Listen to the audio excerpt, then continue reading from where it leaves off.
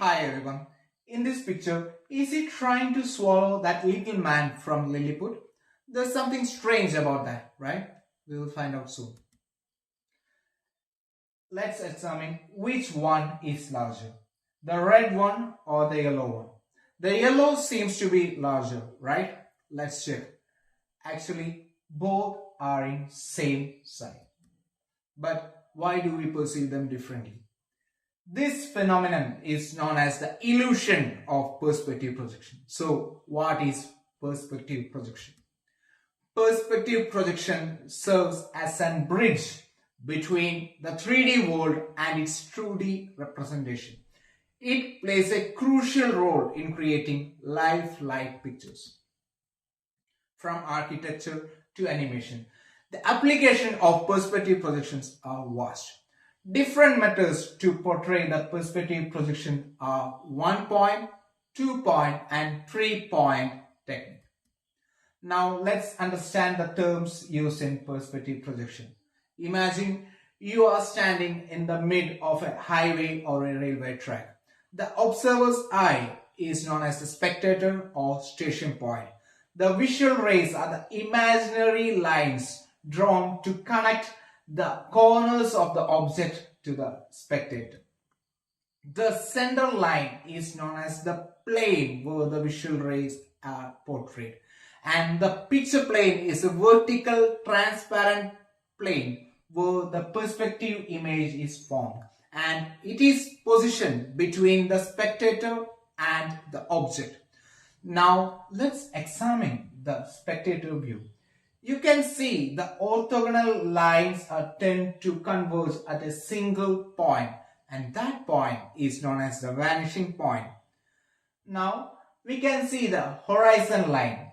This passes through the vanishing point and the picture plane and the ground plane intersection, and it is drawn through that vanishing point. Now we can analyze this picture. You can see all the orthogonal lines appear to converge on the vanishing point. In the later question, the ball seems to be smaller because it does not obey the perspective proportion. It will seems to be at the same size only when it touches the orthogonal lines which is converging to the vanishing point. Now let us focus on the 1-point perspective. This technique serves as an introduction to the world of perspective for many.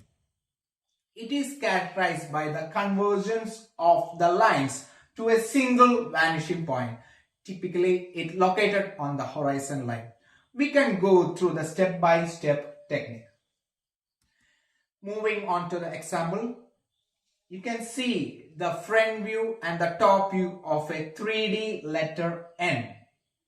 So first we have to draw the picture plane, mark the ground line and the horizon line, identify the position of the spectator, draw the visual lines and plot the vanishing point.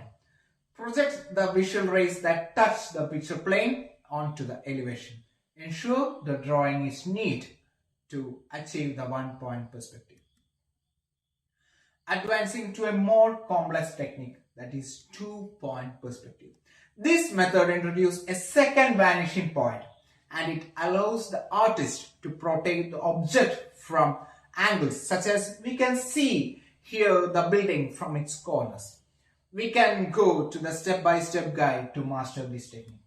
As you can see here, we have to draw the picture plane between the object and the spectator, plot the vanishing point and construct the visual rays to touching the corners of the solid, and mark the point to the picture plate that intersect with the visual rays and the lines from the vanishing point.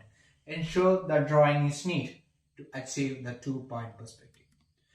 The 3-point perspective incorporates 3 vanishing points, 2 on the horizon line, 1 above or below the horizon line.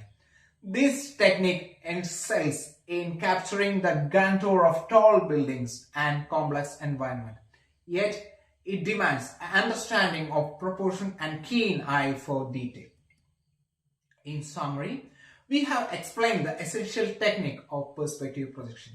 from foundation understanding to the practical application. Finally, consider how these skills interplay with the real world application in design and architecture, reinforcing their value across the multiple disciplines. As you continue your exploration of perspective projection, remember to celebrate the artistic journey you have started now. Thank you.